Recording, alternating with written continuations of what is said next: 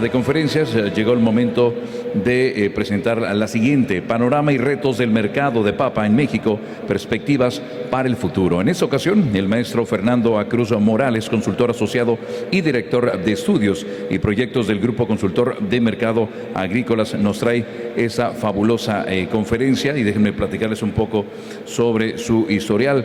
Él es licenciado en Relaciones Internacionales, cuenta con 2 maestrías cursadas con honores en Administración Pública y Política Pública, y otra en Economía y Política Pública en el Instituto Tecnológico y de Estudios Superiores de Monterrey. Cuenta con más de 15 años de experiencia en finanzas, políticas públicas y en los sectores agroalimentarios, ambiental y energético. Actualmente se desempeña como consultor asociado y director de estudios y proyectos del Grupo Consultor de Mercado Agrícolas. Los dejamos con el maestro Fernando Acruz Morales en este escenario de Compapa, nuestro segundo día, con más y más conferencias.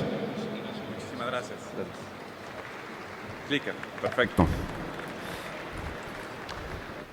Bueno, muchísimas gracias. ¿Podemos poner la presentación?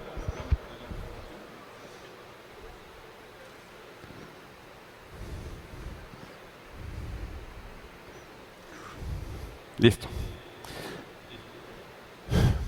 Los que participamos en la cadena de alimentos tenemos una tarea titánica. En los próximos 4 años vamos a ver más o menos 8.6 mil millones de habitantes en este planeta.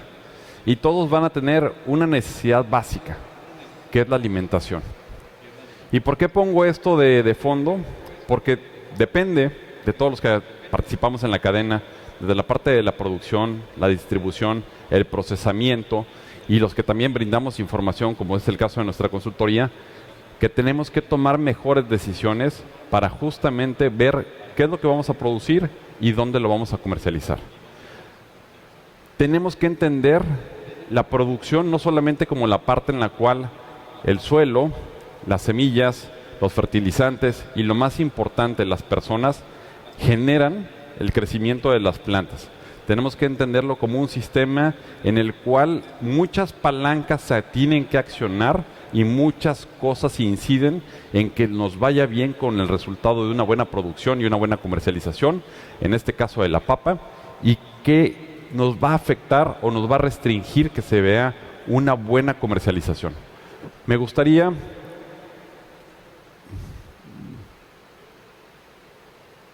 iniciar con la parte del marco económico. Muchos creen que la economía es un tema complicado, es un tema difícil de entender, pero no. Cuando uno entiende que el crecimiento de un país también influye mucho en qué vamos a consumir y qué vamos a producir. Me gustaría empezar con esta pequeña gráfica diciendo que México es una de las economías más importantes dentro de las 15 economías más importantes del mundo, que ha venido creciendo de una manera, si bien ha sido lento, en los últimos años tuvimos un crecimiento todavía más lento de lo esperado. Las economías, grandes, andan creciendo alrededor de los 2.2% anual. México venía creciendo sobre esa tasa en los últimos casi 30 años. ¿Qué ha pasado? A partir de una mala decisión, que fue la cancelación del aeropuerto de la Ciudad de México, México empezó a desacelerarse de una manera muy rápida. Cayó el COVID y eso justamente nos generó una caída y una contracción en la economía muy importante que afectó a todas las cadenas de consumo en México, y no solamente en México, el COVID afectó las cadenas de consumo global. La recuperación que tuvo México fue lenta, mala y con muy pocos apoyos. Eso creo que todos ustedes lo vivieron y es muy importante recalcarlo, porque esa política en la cual los agricultores, los empresarios estamos solos, se va a mantener. Lo que crecíamos, el valor del Producto Interno Bruto de México en 2018, lo recuperamos apenas este año y estamos creciendo. Estamos creciendo a una tasa del 1% más o menos para los siguientes 6 años que vamos a tener entre 1 y 1.4%, y eso es muy malo para un país tan grande y tan importante como México. Estamos creciendo por abajo del crecimiento de otras economías emergentes, como puede ser el caso de Brasil, Argentina, y esto también nos va a generar que la contracción del mercado interno nos demande menos tipos de productos. El sector agroalimentario también es un tema relevante. Aporta una parte del PIB, que es el 3%, y además aporta con el sector agroalimentario, que es la parte de valor agregado, el 8% del PIB en total. Esto suena importante, suena relevante, pero tampoco es bueno. Esto quiere decir que el PIB agroalimentario ha crecido. ¿Por qué? Porque se ha contraído el tamaño del pastel, que es la generación de riqueza en este país. No obstante, también vemos en la última parte de la gráfica que el segundo trimestre vemos una caída rápida y profunda del crecimiento agroalimentario. Esto se debe a factores climáticos, el costo del dinero y también pues, la falta de demanda tanto nacional como internacional. Esto es una mala señal para el sector y para el conjunto, que estamos tomando decisiones de qué vamos a producir, cuánto vamos a producir y a dónde lo vamos a comercializar. Otro de los factores que es preocupante, la inflación. La inflación, si vemos, no estamos por lo menos como en la época de Carlos Salinas de Gortari con una inflación altísima. Tenemos una inflación que es de las más altas en los últimos por lo menos 20 años. En esta inflación, ¿qué es lo que vemos? Que estamos por encima de lo que el Banco de México espera, que el Banco de México siempre intenta controlar la inflación sobre el 3%, andaremos de aquí hacia adelante alrededor del 4%, posiblemente 5% en algún momento del siguiente año, pero esto nos impacta en una cosa muy relevante, que es el costo del dinero. Banco de México, la única forma que tiene para controlar la inflación es a través de las tasas de interés, y las tasas de interés pues a todo el mundo nos duele. ¿Por qué? Porque es el valor que nos cuesta el dinero, pedirlo prestado para ponerlo en un proyecto. Y si le están prestando al 18, 20, 24%, la rentabilidad de su negocio se ve mermada. Entonces, si seguimos con esta tendencia, posiblemente Banco de México tenderá a disminuir las tasas de interés en los próximos 24 meses, pero andarán de los 10 que hoy tenemos, de los 10 puntos porcentuales, estará sobre un 6%. El costo del dinero en los próximos 2 años va a seguir siendo alto. Ahora, si lo vemos de inflación por cada uno de los componentes, ¿cuáles son los que nosotros vemos con mayores riesgos? Pues la inflación en frutas y hortalizas, como vemos del lado izquierdo en la parte superior, es de las más altas, es de las que es más volátil y que en los últimos 3 años se ha comportado como la parte más alta, mucho más que los pecuarios, que también tienen un peso muy específico, y comparado contra lo que es la de los alimentos en general, vemos que esa ya está controlada. Los alimentos son en general todos aquellos productos que tienen algún valor agregado y que son más hacia un commodity que lo que pueden ser los alimentos frescos como los pecuarios, que tienden a ser mucho más volátiles. La inflación y el tipo de cambio tienen una cosa en común: se controlan o cambian dependiendo de la tasa de interés. México tuvo en esta gráfica, y lo vemos muy bien, un periodo en el cual lentamente se fue depreciando el peso, que eso nos ayudó a ser una potencia exportadora de alimentos a partir de 2013. Y eso justamente nos ayudó a tener un déficit comercial que teníamos en el tema agroalimentario, a mejorarlo, que lo veremos más adelante. Vemos una subida muy importante que fue la parte de Trump y también la parte del COVID, en la cual se depreció de una manera muy acelerada el tipo de cambio, y después de eso vemos una caída. Y me dirán, ¿por qué pasó eso? Pues bueno, pasó por una razón importante. Cuando alguien sube la tasa de interés, en este caso México, somos el país que más caro pagamos por el dinero. Entonces, cualquier inversionista podía llegar a México, poner el dinero en la mesa y por no hacer nada recibía un 10% garantizado de inversión. 10, 11%.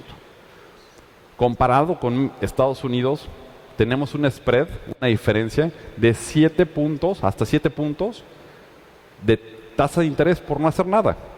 Entonces, obviamente, se demandaron más pesos en ese periodo y obviamente lo que generó fue una apreciación del tipo de cambio. Durante esa época también generó una cosa, los bienes importados, entre ellos la papa que puede llegar a competir con la que ustedes producen, se volvió más barata. Entonces el consumo se estaba financiando con la importación y por el tipo de cambio más barato. Las decisiones, como les decía, de Banco de México en los próximos años es que baje a un 6%, entonces nuestro tipo de cambio va a tender a volverse sobre los 20, 50 hasta 21 pesos, obviamente si no existe ninguna cosa. El tipo de cambio funciona como una defensa natural también para la importación. Se vuelven más caras las importaciones de papa porque están indexadas en dólares y esto obviamente favorece a que el mercado doméstico se vuelva más competitivo frente a las importaciones. Por otro lado, tenemos una gráfica muy relevante que es la de las transferencias que recibimos de las remesas. Entre la tasa de interés y las remesas se determina el 70% del valor del tipo de cambio. ¿Por qué? Porque están entrando muchos dólares que se vuelven pesos y esto obviamente genera también la apreciación del peso. Si continúa con esto, esperamos justamente que en los próximos 24 meses también tengamos una tasa un tipo de cambio que ronde entre 20, 50 y 21 pesos. Ahora, la producción mundial. Esto es muy importante y me gustaría empezar con un tema que es relevante sobre México. ¿Qué es México en el mundo agroalimentario? Pues México y en el mundo rural somos algo muy complejo. ¿Por qué? Porque somos uno de los motores que genera el 3% en el sector primario del valor del Producto Interno Bruto, pero vemos que convive con el tema rural. Y ahí es donde habita las personas que tienen el 50% son pobres. Donde una tercera parte son adultos mayores de 65 años y que las personas jóvenes están migrando de las zonas rurales a las zonas urbanas. 2, tenemos también una superficie de riego que es solamente una tercera parte que eso es equivalente a 6.8 millones de hectáreas. 3, que tenemos un sector que no tiene financiamiento, apenas el 8% de las personas obtienen financiamiento y el 3% tiene seguro agrícola. Ante un escenario de cambio climático, están jugando a la ruleta rusa por no tener seguro. Pero también convive otra cosa. México es el 7º exportador de alimentos hacia el mundo, es el 9º productor de alimentos, es la 12ª economía mundial. Tenemos una superficie muy vasta entre las 15 primeras y al mismo tiempo tenemos una población que todavía es joven y que no hemos aprovechado. Como les decía, México es el 9º productor de alimentos, pero el problema es que México, muchos me dirán, qué padre que estamos dentro de las 10 productores más importantes, pero México lleva en esa posición entre el 9º y el 10º más de 10 años. No hemos avanzado. Mientras que China empezó hace 20 años, ni siquiera estaba dentro del top 10 y hoy es el número 1. Una cosa que me gustaría que analizáramos es el color de las barras. Gran parte de los productores o de los países productores, su mayor fortaleza se encuentra en la producción de granos. En el caso de China no, ni tampoco en el caso de México. Tienen un portafolio de producción muy bueno, muy balanceado entre granos, frutas, hortalizas, sector pecuario y cultivos agroindustriales. Nada más, lo único que ellos tienen pues es un montón de dinero, un montón de trabajadores y un país que es mucho más grande que el nosotros para poder producir tantos alimentos. Pero México, a pesar de tener en este caso una producción estimada para este año de 113 millones de toneladas, que si le sumamos los forrajes da alrededor de 289 millones de toneladas, es un país que produce solamente una 10ª parte de los alimentos que produce China, pero nosotros tenemos casi la autosuficiencia de todo lo que necesitamos en el país, mientras que China tiene que todavía importar de otros países muchísimos alimentos para poder salir adelante y alimentar a su país. Si lo vemos como producción, México en el tema de papa, pues bueno, México está en el tier 30 de la producción de papa y somos el 27º importador de papa. Producimos y consumimos muy poca papa. ¿Por qué? Porque México obtiene sus carbohidratos principalmente del maíz. Ni modo, nos gusta comer maíz y nos gusta hacer nuestras gorditas, nuestros tamales, la tortilla, acompañar nuestros alimentos sobre la papa. La papa tiene muchísimos beneficios alimentarios que posiblemente no hemos sabido comunicar como gremio hacia el consumidor para incentivar el consumo de la papa. Si lo vemos, ¿quiénes son los principales productores de papa en el mundo? Está China, está la India, Ucrania, Rusia y por ahí en el 5.º lugar aparece Estados Unidos. En el tema de exportaciones, pues bueno, si vemos las exportaciones y las importaciones se dan principalmente dentro de la Unión Europea. No se da en Norteamérica, casi. Son marginales, es apenas 1 millón de toneladas la importación de Estados Unidos y en el tema de exportaciones en América están dentro del rubro de otros. Comparativamente, y es un tema que venía discutiendo con Camilo en el camino para acá, México tiene productores de talla mundial en cuanto al rendimiento. El rendimiento promedio son 21 toneladas por hectárea. México tiene 32. Está por encima de los rendimientos de China, de la India, de Ucrania, de Rusia. Y si lo ponemos por estado, tenemos rendimientos todavía mucho mejores, como puede ser el caso de Guanajuato, casi 50 toneladas, Zacatecas con 43 o Nuevo León con 42. Estamos muy por encima, pero el tema no se trata de levantar cantidades, se trata de ser rentables. Digo, ¿es importante? Sí, porque el mercado de papa en México es de más de 2 millones de toneladas anuales. Y obviamente necesitamos producir más en menos superficie durante mayor tiempo para poder abastecer al mercado doméstico. Pero pues es un gran reto. Ahora, me gustaría aquí saltar un poco hacia los motores agropecuarios de México y que analizáramos qué ha pasado. En 1994 producíamos cerca de 150 millones de toneladas de alimentos. 30 años después producimos 286 millones de toneladas. ¿Qué pasó en estos últimos años? Uno, menos agua, cambio climático, costos de producción más altos, y eso se ve repercutido en que no hemos podido alcanzar o brincar esa barrera de los 300 millones de toneladas. ¿Dónde nos está afectando mucho? Y ustedes lo saben perfectamente, en el tema de granos. Hay una frase muy interesante en la Universidad de Salamanca que dice en un arco: lo que la naturaleza no te da, Salamanca no te lo presta. Y en México, a pesar de que tenemos productores y valles muy buenos como los que se encuentran aquí en Sinaloa para producir maíz, no toda la orografía se presta para hacer maíz o granos. No podemos competir con esas grandes planicies que tienes en Estados Unidos alrededor del Corn Belt o la zona de la Pampa, tanto brasileña como la argentina, para producir maíces, sorgos, trigos, que sean baratos, que utilicen solamente humedad residual de los suelos y que puedan generar granos, gran cantidad de granos con poco costo. México tiene una orografía accidentada y también, como les dije, tenemos solamente 6.8 millones de hectáreas de las 24 que tenemos de frontera agrícola que son susceptibles con riego. Y la principal forma de riego en México es el 70% de esas 6.8 millones de hectáreas, es riego rodado. Desperdiciamos el agua, nuestro insumo vital.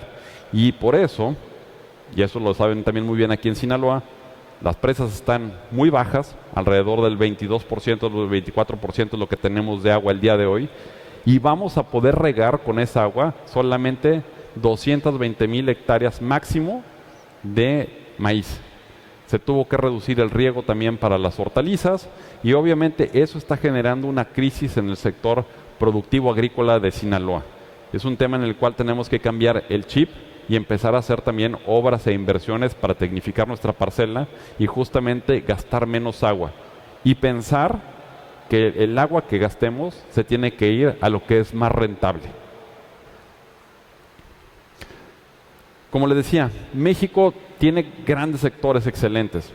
Frutas y hortalizas somos un sector ganador, sin lugar a dudas. Tenemos un superávit de que tenemos el 30% más de lo que necesita el país. En frutas y hortalizas lo producimos y lo exportamos.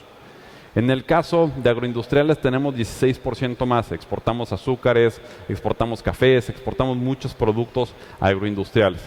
¿En qué no somos buenos? Lo que les dije, no somos buenos en granos.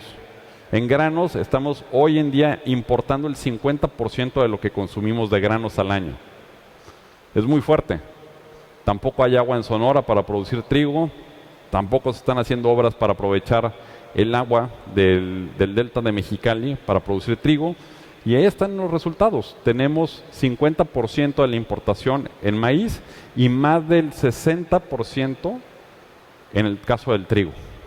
En el tema de pecuario, lo podríamos decir que es un mercado en equilibrio. Traemos un 80% de las necesidades están cubiertas en México. ¿De dónde sacamos todo aquello que no producimos bien? Son importaciones. Hay un momento clave en esta gráfica, 2015, que es cuando revertimos el déficit comercial que teníamos con el mundo, principalmente con Estados Unidos. 8 de cada 10 dólares que exportamos van a Estados Unidos. Eso es muy importante. Igual, 8 de cada 10 dólares que importamos en materia agroalimentaria vienen de Estados Unidos. Este año estamos pronosticando que terminaremos con una exportación de más de 55,000 millones de dólares y generará un superávit comercial que rondará entre los 7 y los 9,000 millones de dólares. No está nada mal, pero ¿qué es lo que estamos exportando? Estamos exportando cervezas, estamos exportando tequilas, estamos exportando aguacate, berries, espárragos, mango, estamos exportando tomates, que son nuestras principales exportaciones al mercado en Norteamérica.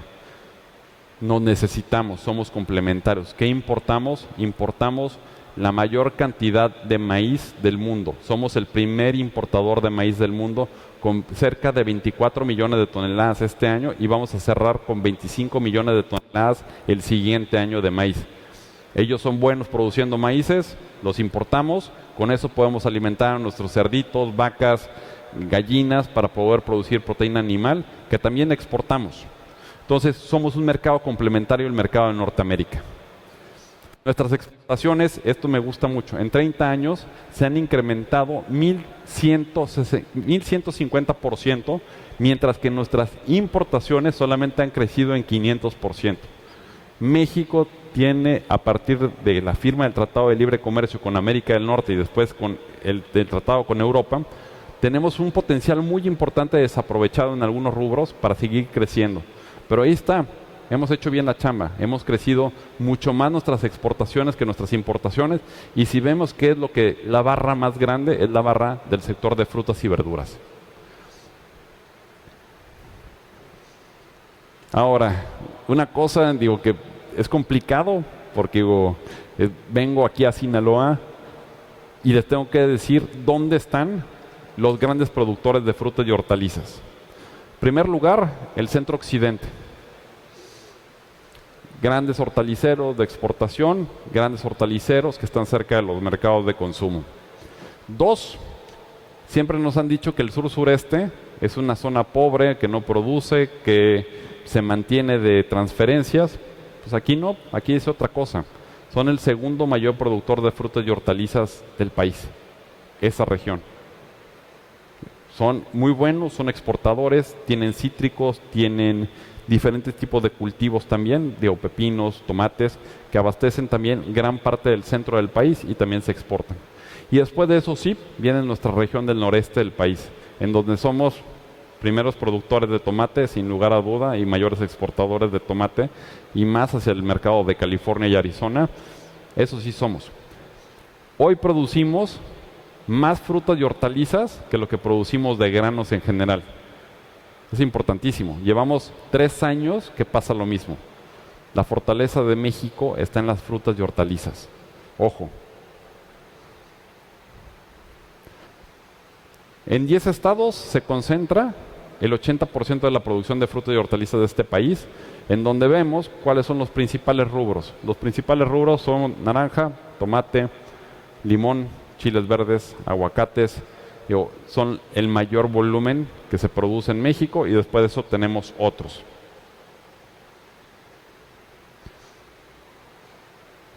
Ahora, el panorama nacional de la papa, ¿cómo lo vemos?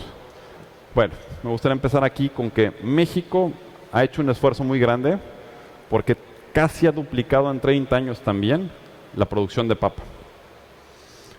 Tenemos un mercado que produce 2 millones de toneladas de papa al año, de las cuales, es un tema importante, el 5%, el 92-93% es del consumo nacional, es papa mexicana. El 7% es papa importada. La primera importación que tuvimos, que hubiéramos visto hace un par de años, teníamos 118,000 toneladas de maíz hace 2 años que importamos. El crecimiento, hoy lo tenemos proyectado en 162,000 toneladas. Hay un crecimiento del 5%, pero ¿qué quiero decir con esto? El 93% sigue siendo papa nacional. Cada vez que México necesita más papa, la papa la está obteniendo al mismo nivel de los productores mexicanos. Es un tema muy relevante. No hemos dejado ni desatendido a nuestro mercado, ni tampoco nos han invadido en la papa de Estados Unidos, que puede llegar a tener precios más baratos temporalmente por el tipo de cambio, por estacionalidad. No nos ha invadido. ¿Por qué? Porque México no es un país fácil de comercializar. Ustedes lo saben. No es fácil, es difícil. Tenemos una logística complicada. Somos a veces bastante informales en el tema de los pagos, de generar esta confianza, de llegar hacia los mercados terminales. Y ellos no han podido. Las barreras fitosanitarias que tenemos hoy en día y que hemos estado peleando, no necesariamente, como lo decía Camilo, son esas barreras que nos van a proteger todo el tiempo. Nos está protegiendo hoy el tipo de cambio, nos está protegiendo que tenemos un network para poder hacer negocios y para poder llegar al consumidor, pero nos está faltando una cosa muy importante, que es la diferenciación del producto. Deberíamos estar pensando en hacer productos pensados para el consumidor, más que solamente dedicarnos a ser productores, empezar a pensar como agroempresarios. Vamos a agregar valor, vamos a pensar en el consumidor final. ¿Quién es nuestro consumidor final? Y es una de las láminas que les traigo aquí en un momento para que pensemos y reflexionemos a quién le tengo que hablar y a quién le tengo que vender. La producción del otoño-invierno, pues bueno, Sinaloa, principal productor del otoño-invierno. Nada más con 431,000 toneladas de las 2 millones que se producen. Sinaloa produce el 25% de la producción de papa anual. Nada mal para el número de hectáreas que nos gastamos. Con rendimientos de 32 toneladas, que es el doble de lo que produce China y 50% más de lo que producen a nivel mundial. Costos de producción de alrededor de 250,000 pesos que pueden llegar a tener una hectárea de papa. Es mucha inversión la que hacen ustedes, pero pues bueno, ahí se ve, producen y producen bien. En el caso del primavera-verano, pues bueno, vemos aquí Estado de México, vemos Puebla, vemos Veracruz, y es un tema importante, esto que lo veamos regionalmente y por ciclo. ¿Dónde está mi consumidor? Mi consumidor va a estar en la zona centro, en la zona sur y en la zona occidente.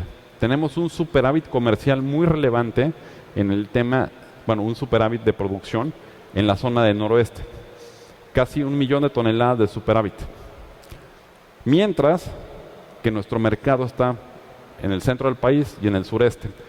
¿Qué es lo que beneficia a Veracruz, a Puebla, a Estado de México? Están cerca del consumidor. Mover la papa de Sinaloa desde Los Mochis hasta el centro del país tiene unos costos muy altos. Es difícil, pero es mucho más barato que moverlo desde Ohio hasta México. Tenemos una ventaja logística contra la importación de papa. Hablar de Sinaloa es hablar de muchas cosas muy buenas. Primer productor de tomate en el país. Ahorita en el tema de maíz, no somos hoy el primer productor de maíz, es el estado de Jalisco, pero usualmente son el principal productor de maíz en México. Productores de chiles excelentes, mango, frijol, ¿Y a qué le dedican mucha superficie en Sinaloa? Se lo dedican al grano, que producen mucho valor, pero si lo vemos, lo que producimos en pocas hectáreas en el sector de frutas y verduras contra lo que podemos tener en el valor de la producción, pues bueno, los que están en el sector de frutas y hortalizas para mí siempre han sido los empresarios que he dicho que son la joya de la corona de México. ¿Por qué? Porque están en el sector adecuado, viendo ventajas comparativas y que hacen una labor muy importante en poca superficie para generar mucho valor. Creo que esto les va a interesar mucho y es cómo vemos los precios para este año. Y aquí sí me voy a dejar tomarme mi tiempo, que le tomen fotografías y el próximo año me van a decir, Fernando, estabas loco. O Fernando, tenías razón. No sabemos. Fechas importantes. El precio más bajo y más alto viene ahí en la temporalidad. Junio, julio es la mejor ventana para vender la papa.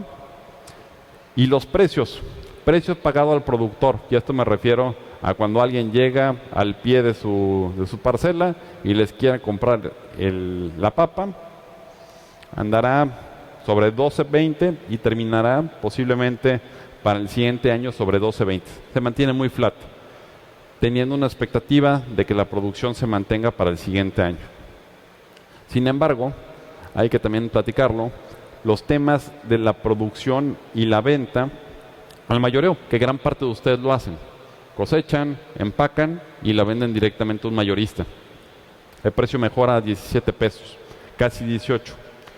En el caso del mayorista, ese que está en la central de abastos, vende a 19 pesos.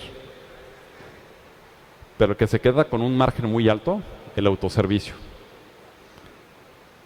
¿Cómo hago para que cada vez me vaya comiendo un pedacito más de la cadena y que pueda cortar el gap entre el autoservicio y lo que gano? Eso va a ser cómo cambiamos la estructura de comercialización dentro de nuestra empresa y viene en la lámina final. ¿Cuánto le dedico a qué canal y cuál debería ser la posición que debo de tomar estratégica para vender mejor? Importantísimo. ¿Quién consume y cómo consume? Con información del INEGI creamos esto. Usualmente hacen unas tablas muy grandes que son deciles, que es el 10% más rico de las personas. Aquí lo simplificamos un poco para ustedes. 3 grupos. El 1, ingresos bajos. El 2, ingresos medios. El 3, ingresos altos. ¿Sale? Los 3 colores de las barras. Vemos que los ingresos bajos destinan alrededor del 30% de su ingreso total a comprar su canasta básica. Los ingresos altos están por ahí del 9-10% a lo largo del tiempo. Pero lo importante queda de aquel lado. ¿Quién consume papa y cuánto le destina dentro de su gasto de la canasta básica a la papa? Los deciles más altos, las personas que tienen mayor ingreso, son los que le destinan mayor cantidad de su dinero en la canasta básica a la papa. La reflexión. Yo, como consumidor con dinero, ¿qué me quiero llevar? ¿Me quiero llevar una arpilla con papa?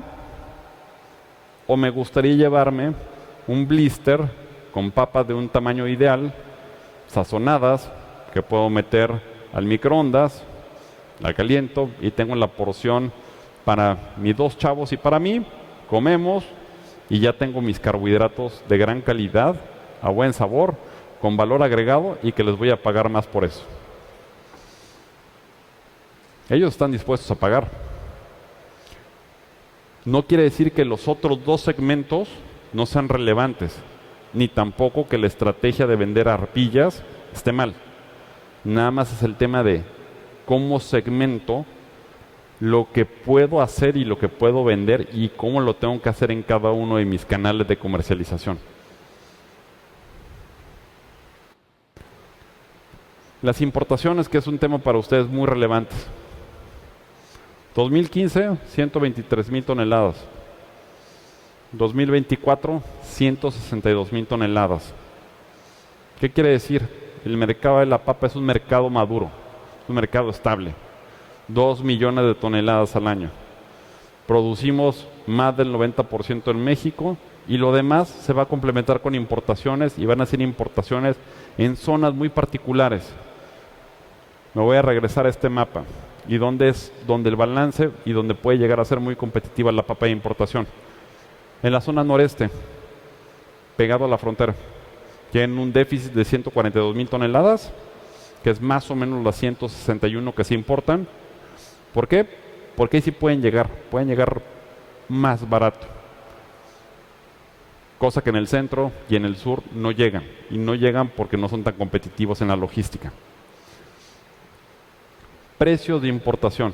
Estamos proyectando que en el mejor de los casos, el precio de importación va a ser de 90 centavos el kilo. Su precio más alto para el próximo año va a andar alrededor de $1.40. Pero no es lo mismo importar una papa a 16.50, como tuvimos el tipo de cambio, a importar una papa de dólar de 21 pesos. Ojo, aquí tenemos un gran diferenciador y otra vez el tipo de cambio juega una barrera natural para las importaciones. El mejor tipo de cambio que podemos llegar a tener para exportar y para no importar tanto está sobre los 20, 21 pesos calculado. Es cuando mejor le va la economía exportadora de frutas y hortalizas. Es el mejor tipo de cambio para nosotros. Importantísimo, ¿cómo se distribuye la papa en México? El 60%, que ojo, es aquí las ineficiencias que tenemos. Productor, central de abastos o intermediario, central de abastos, al autoservicio o al consumidor mayorista, consumidor final. Cambió al menos 4 veces de mano en esa iteración, el 60% de la papa. Cuando el señor que se está ganando los pesos es ese productor que va directo al autoservicio y lo complementa con la papa, que es el otro 30%, que llega directamente hacia Barcel, Sabritas, que es el más grande, y otro tipo de productores de papa. Y llega al consumidor final esa papa que, como lo dijo Camilo, son 3 ingredientes: aceite, sal y papa. En ese tema de las papas de Sabritas y Barcel es ahí donde también juega la importación, porque ellos son cuidacentavos. Encuentran papas baratas de una calidad mediana en Estados Unidos que la logística le puede dar temporalmente, importan papa. Pero el grueso de la comercialización, del fresco, es papa mexicana, pero el único problema es que nuestras cadenas de comercialización son muy largas e ineficientes. Entonces, logística ineficiente en México, más una cadena de distribución y de comercialización ineficiente, menos pesos en nuestro bolsillo. El tema es cómo cada vez nos vamos acercando más a ese número de los 40 pesos que viene del consumidor, que compra el consumidor, cómo cada vez le vamos ganando unos centavos y unos centavos en la eficiencia. Es obviamente también pensando quién es nuestro consumidor y cuánto va a ser el valor agregado que le vamos a tener. Ese pequeño porcentaje que está ahí, que llega de productor hacia el autoservicio, es los que agregan valor, los que crean marca, los que generan y comunican mejor. Esos son los que queremos que más productores o más organizaciones se vuelvan no productores, sino agroempresarios. Como bottom line, el próximo año, dinero caro. Entonces, es una cosa que tenemos que esperar y tenemos que pensar cómo vamos a invertir nuestro dinero frente a lo que va a costar el dinero. 2, la restricción de agua.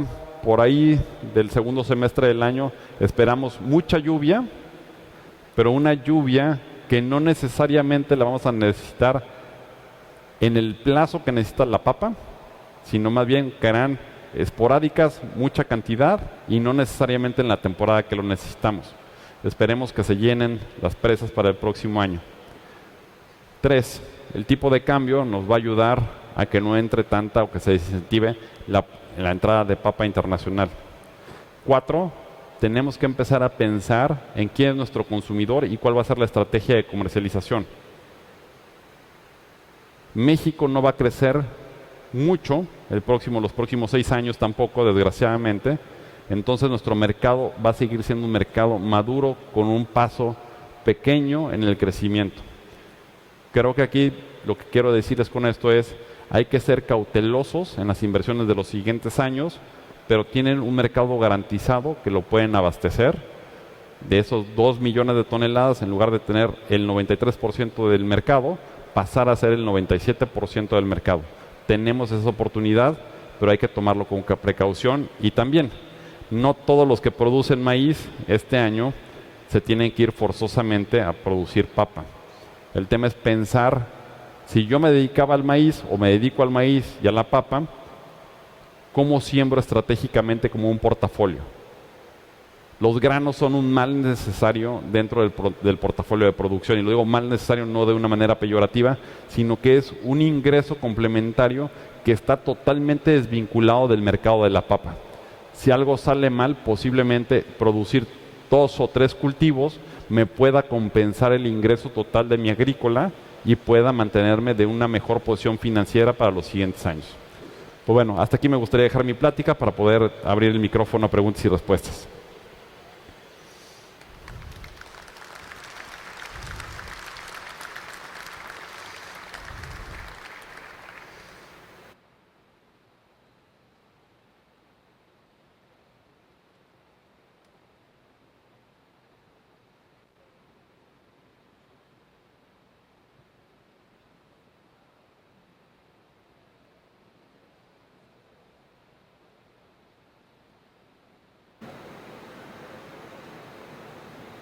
AC.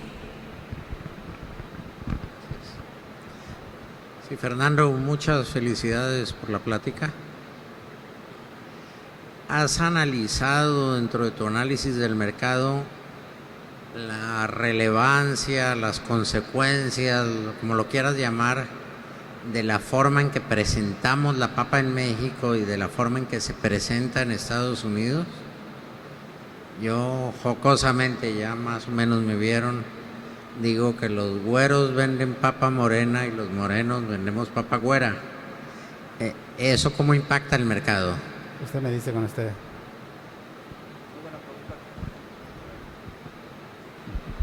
Ok, gracias. Muy buena pregunta. A ver, vengo regresando a Atlanta del Congreso de Productos Frescos, que fue en Atlanta este año, en octubre. ¿Qué es lo que se percibe diferente de las papas de Estados Unidos a las papas mexicanas? Uno, como bien lo dijiste, las papas que ellos tienen son papas peludas, camote, grandes. Esa es la papa que les gusta para las papas fritas. Poco o nada se ve que los consumidores se lleven una arpilla grande de ese tipo de papa a su casa, o hacen smash potatoes los fines de semana, pero es un tema como tradicional. Ellos sí están acostumbrados a comer la papa de esa manera. No es como la papa en el caso de Europa, que es un alimento de primerísima instancia y que tanto Bélgica, Francia, Alemania es base de su consumo, y ellos sí compran esa papa en pequeñas porciones, mercado, van diario y consumen lo que necesitan, porque ellos consumen, como son espacios más pequeños, consumen su papa más frecuentemente, o dejan los estofados o dejan sus alimentos normales, y a ellos no les importa tanto el tema de que tenga una presentación en el caso de Europa. A ellos les gusta precio y que puedan cocinar sus alimentos del diario. Para ellos la papa es como su tortilla. En el caso de Estados Unidos, la papa, tienes diferentes tipos de papa, también son para sus french fries, para sus purés de papa, para industria, y justamente han ido evolucionando a tener papas pensadas hacia el consumidor final. Esta persona que no se puede tomar entre semana 1 hora para cocinar, para estar ahí al pendiente de sus papas, sino que más bien lo que quiere es una porción individual, preparada, para calentarse rápido y llevársela a cualquier lado. Y obtener sus carbohidratos necesarios para poder tener un día normal. En el caso de México, eso es lo que no hemos hecho. La papa que vendemos, la seguimos vendiendo como la veníamos vendiendo hace 50 años. Sí, la hemos bajado posiblemente de presentación en las arpillas para hacer más rápido la venta. El supermercado tampoco les ha exigido, porque para ellos el granel y los frutos y hortalizas, y en algunos casos la papa, se vuelve un gancho. Y ese es justamente el spin que le están dando en Estados Unidos. Yo quiero que me veas como un producto de lujo, con valor agregado, y que me pagues más. Con papas seleccionadas de colores, con variedades nuevas, con sabores nuevos, y te estoy justamente bombardeando con un mensaje a todos los niveles. Consumidor maduro y los consumidores niños, que te le están pidiendo, tienen imágenes llamativas, van construyendo una narrativa atrás de la marca, y las personas empiezan a identificarse cada vez con la marca y a demandarlo de esa manera. Tienen también programas con chefs de la nueva receta de papas, y esto fue patrocinado por la Asociación de Papa de Nebraska o la Asociación de Papa de Idaho. Ellos están todo el tiempo formando nuevos consumidores a través de los canales masivos de comunicación. Eso lo hacíamos antes, cuando había programas de gobierno, se financiaban estas campañas de promoción. El gobierno, a la hora que se retira de dar justamente estos subsidios para formación de consumidores, dar información, recetas, posicionamiento de marca nacional e internacional, en ese momento también nosotros como agroempresarios dejamos de hacer eso. Si no me lo patrocinan, no lo hago. Esa es justamente la responsabilidad del agricultor y de los agroindustriales y los nuevos agroempresarios, encontrar esas nuevas vetas de negocio, porque si seguimos con lo que ha pasado y con lo que seguirá pasando, alguien más puede llegar, encontrar ese nicho de mercado y empezarnos a comer el mercado.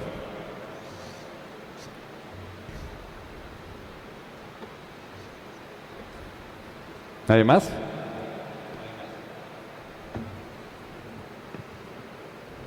Bueno, pues muchísimas gracias en esta ya tarde al maestro Fernando Cruz Morales por su participación en este segundo día aquí en Compapa, por lo cual les invito también a Luis Enrique Peña Barajas, presidente de la Unión de Productores de Papa de Tapalpa, Jalisco, para que le haga la entrega del reconocimiento en esta participación en este segundo día del Congreso Nacional de la Papa. Felicidades.